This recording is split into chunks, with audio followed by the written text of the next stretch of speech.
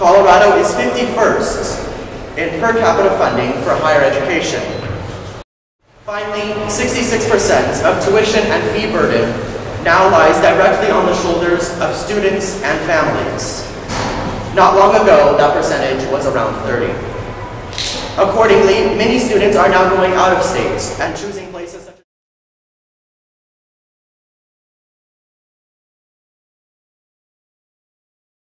Good morning.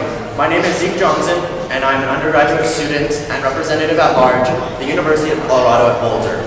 I'm currently pursuing 2 degrees. I'm also a graduate at the Jeffco K-12 system, where I received my International Baccalaureate diploma at Lakewood High School. I discovered that my debt thus far, through 4 years of university, is $50,000. A staggering amount considering I attend an in-state institution. I'm not the only student, however, crippled by our state's failure in higher education. Colorado is 51st in per capita funding for higher education, which has forced colleges and universities throughout the states to increase their tuition.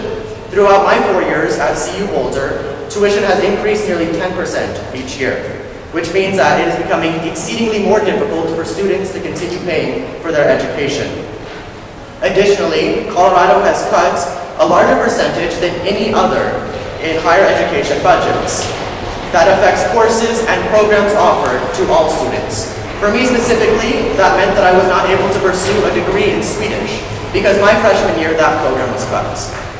Finally, 66% of tuition and fee burden now lies directly on the shoulders of students and families. Not long ago, that percentage was around 30. Accordingly, many students are now going out of state and choosing places such as Kansas, New Mexico, Wyoming, and Nebraska. Colorado cannot afford to have our best and our brightest seek higher education elsewhere. Colorado should be a national leader, and therefore all students should have access to higher education, irrespective of their backgrounds. However, as tuition increases and state funding decreases, fewer students can afford that education here in Colorado.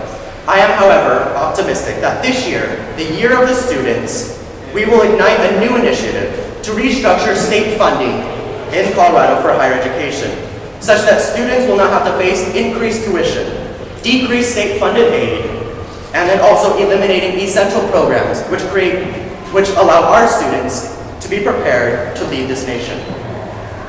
Support for this initiative does not just come from higher education. And my piece of the puzzle today is quality, accessible higher education for all students. Thank you.